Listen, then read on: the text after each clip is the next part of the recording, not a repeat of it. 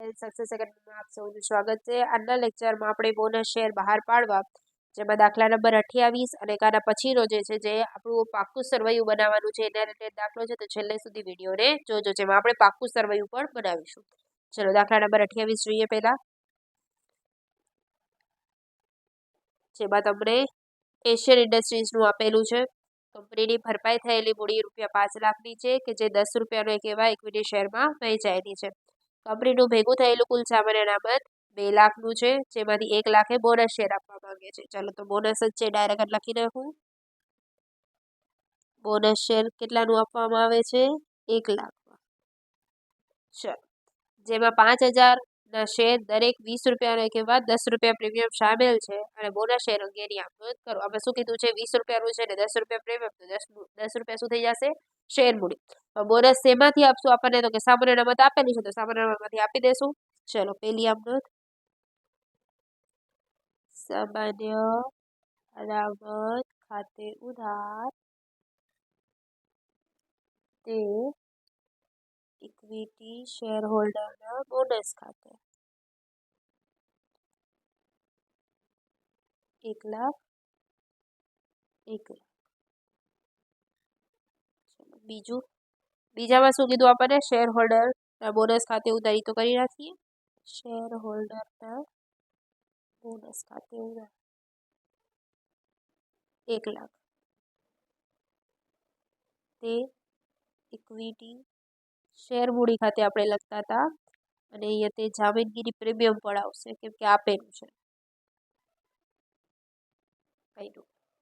10 રૂપિયા premium, 5000નો share છે, 20 રૂપિયાનું સામેલ છે અને 10 રૂપિયા પ્રીમિયમ છે. તો કરી નાખીએ, અહીંયા લખી નાખું શેર મૂડી તો કે 5000 ગુણ્યા 10 અને પ્રીમિયમ તો કે 5000 ગુણ્યા 10, કેમ કે એ પર 10 છે એટલે 50000 50000. ટોટલ કેટલું થઈ ગયું? 1 લાખ, જે આપણું છે જ ઓલરેડી. ચલો ટોટલમાં લખી નાખીએ 50000 ને 50000. આમાં ખાલી 2 જ આપણે કરવાની હતી. ક્લિયર છે? આ 28મો દાખલો.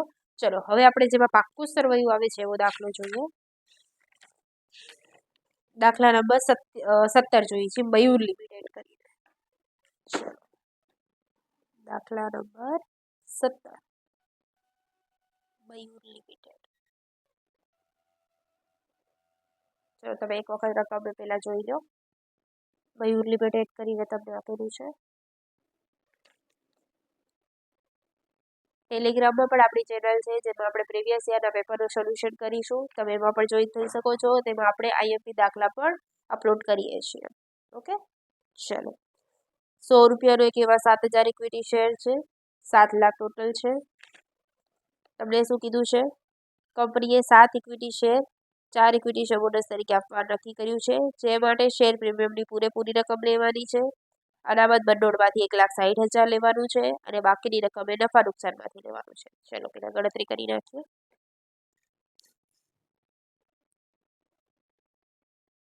બોનસ શેર શું કીધું છે તમને? 7 એ 4, આ જૂના આ નવા. 7 એ 4 તો ટોટલ કેટલા છે આપણા પાસે? 7000. તો કે 7000 એ કેટલા? કરી નાખીએ એટલે કેટલા આવશે? 4000. અને એક કેટલાનું છે? 100 રૂપિયાનું, એટલે ગુણ્યા 100 એટલે કેટલા આવશે? 4 લાખ. એટલે બોનસ આપણું કેટલાનું આવશે? 4 લાખ. ક્લિયર? ચલો હવે સૌથી પહેલા તમામનું જે છે આપણે કરી નાખીએ અને જેમ જેમ કીધું છે એમ કરીએ. અને શું કીધું હતું? પ્રીમિયમની રકમ પૂરેપૂરી, એટલે કે જામીનગીરી પ્રીમિયમ ખાતે ઉધાર. ત્યારબાદ અનામત ભંડોળમાંથી 1,60,000, એટલે સામાન્ય અનામત ખાતે ઉધાર 1,60,000. બાકીની રકમ નફા નુકસાનમાંથી, એટલે નફા નુકસાન ખાતે ઉધાર તે ઇક્વિટી શેર હોલ્ડરના બોનસ ખાતે કેટલા આવશે? 4 લાખ. ચલો જામીનગીરી પ્રીમિયમ ચેક કરી કેટલાનું છે. 40,000. તો 1,60,000 ને 40,000 એટલે 2 લાખ અને ટોટલ આપવાનું છે આપણે 4 લાખ. તો 4 લાખમાંથી 2 લાખ માઇનસ કરીએ એટલે કેટલા આવશે? 2 લાખ. આ શું મળી ગયું આપણને? નફા નુકસાનમાંથી. ચલો બીજી આમનો ઇક્વિટી શેર હોલ્ડરના બોનસ ખાતે ઉધાર તે ઇક્વિટી શેર મૂડી ખાતે 4 લાખ 4 લાખ. ચલો પાક્કું સરવાળું બનાવીએ. જે ફોર્મેટ્સમાં છે તમારે પણ એ જ ફોર્મેટમાં બનાવવું પડશે.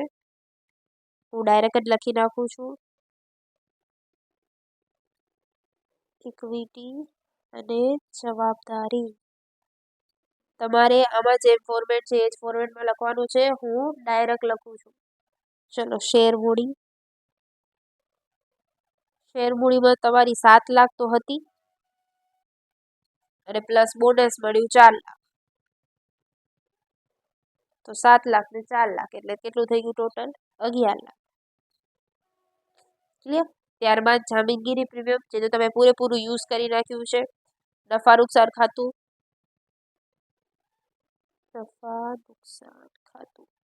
કેટલાનું છે? 3 લાખ.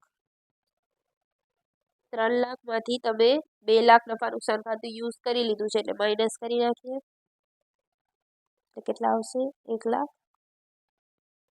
ત્યારબાદ અનામત ભંડોળ 2,60,000 છે એમાંથી આપણે 1,60,000 લીધેલું છે. અનામત ભંડોળ 2,60,000 માઇનસ 1,60,000 એટલે કેટલા આવશે? 1 લાખ. ત્યારબાદ લેણદાર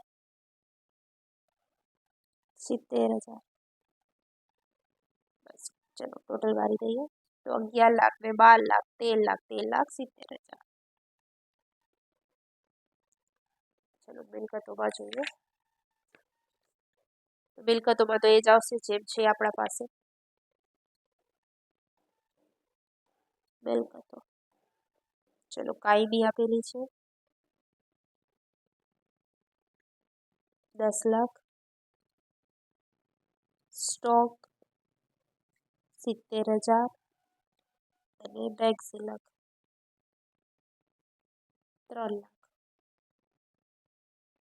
10 લાખ ને 3 લાખ એટલે 13,70,000. આમાં પાકું સરવૈયું બનાવવું પડે છે. કીધું હતું ન કીધું હોય તો કાંઈ જરૂર નથી. આમનું તો આપણે ઓલરેડી લખી નાખ્યું છે. તમે આખો દાખલો જોઈ શકો છો. જ્યાં બી ડાઉટ લાગે ત્યાં તમે ટેલિગ્રામમાં યા ઇન્સ્ટાગ્રામમાં મેસેજ કરી શકો છો. અને નેક્સ્ટ લેક્ચરમાં આપણે હજી આના 2-3 સમ્સ હજી ટ્રાય કરીશું અને આપણે આના પ્રીવિયસ યરના પેપર વિશે પણ સોલ્યુશન કરીશું. તમે આની પ્રેક્ટિસ કરી શકો છો. જેમ કે આમાં 9 ભરપાઈ છે, આમાં 8 ભરપાઈ છે. તો 4,50,000 ભાગ્યા 9 કરી અને 4,80,000 ભાગ્યા 8 કરી બંનેના શેરની અલગ અલગ તમે કરી શકો છો. ક્લિયર? આવી બધા દાખલા આ ટાઈપના હશે, કોક જ અલગ હશે જેની આપણે પ્રેક્ટિસ કરી લઈશું. ચલો થેન્ક યુ ફ્રેન્ડ્સ.